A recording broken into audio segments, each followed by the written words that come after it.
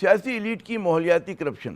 Senior صحافی رؤوف کلاسرا صاحب کا کالم چھپا تو ایک دن پہلے ہے، لیکن اس کا تذکرہ کرنا بہت ضروری ہے کیونکہ یہ ایک ایسے مسئلے کی نشاندہی کر رہا ہے جو ہم سب کے مستقبل کا سوال ہے۔ اسے صرف اسلام آباد میں درختوں کے قتل عام کے پیرائے میں نہ لیں، کیونکہ رؤوف صاحب کی سطور جو ہیں ہماری حکمراں اشرافیہ کی منافقت کی آئینہ دار ہیں۔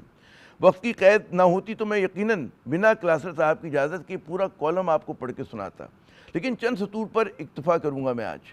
کلاسرا صاحب لکھتے ہیں، اسلام آباد میں سینیٹر شہری رحمان صاحبہ کی قیادت میں سینٹ کی قائمہ کمیٹی برائے موسمیاتی تبدیلیوں کا اجلاس ہو رہا تھا، جہاں سب سے بڑا ایجنڈا اسلام آباد میں Shakarparian, open university, green belt, F9 park, 12 کہو اور سرینا چوک میں 30 سے 40 ہزار درختوں کا قتل عام اور I8 سیکٹر کے 3-4 کلومیٹر جنگل کا صفایا کر کے وہاں یادگار بنانے کا منصوبہ تھا۔ اس قتل عام پر اسلام آباد کے لاکھوں شہری شدید حیران، پریشان بلکہ صدمے کا شکار ہیں۔ وہ کبھی سوچ بھی نہیں سکتے تھے کہ گریڈ 20 کا ایک افسر اٹھ کر فیصلہ کرے گا اور پورا شہر اجاڑ کر رکھ دے گا۔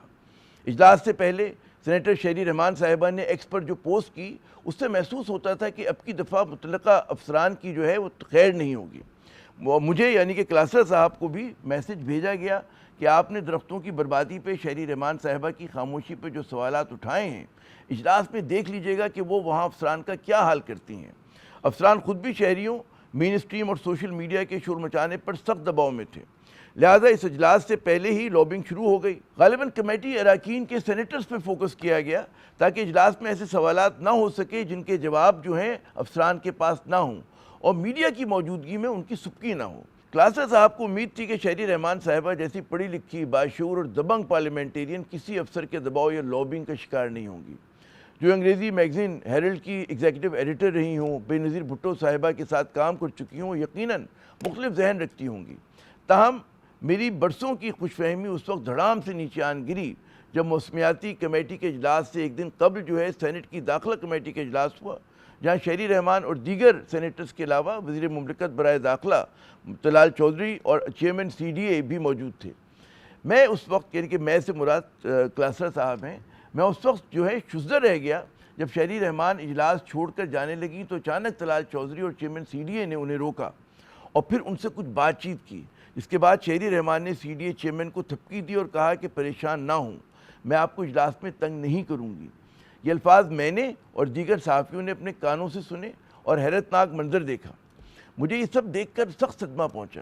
کلاسرا صاحب نے اہم سوال یہ اٹھایا کہ کیا یہ ہم سب کا ذاتی مسئلہ ہے یا ہم افسران سے کوئی ذاتی اناج رکھتے ہیں کہ اگر وہ تلخی دور ہو جائے تو پھر ان کو اجازت ہے کہ پورا شہر اجاڑ دیں۔ کلاسرا صاحب آگے لکھتے ہیں کہ شہری رحمان نے جس دروازے سے گزرنا تھا، ہم صحافی اس کے قریب ہی کھڑے تھے۔ میں نے انہیں سلام کیا اور کہا کہ میڈم یہ آپ کا، یہ ہمارا کوئی ذاتی ایشو نہیں، امید ہے کہ آپ چیئرمین کو درختوں کے قتل عام پر ضرور تنگ کریں گی۔ انہیں اندازہ نہیں تھا کہ ان کی باتیں ہم سن چکے ہیں۔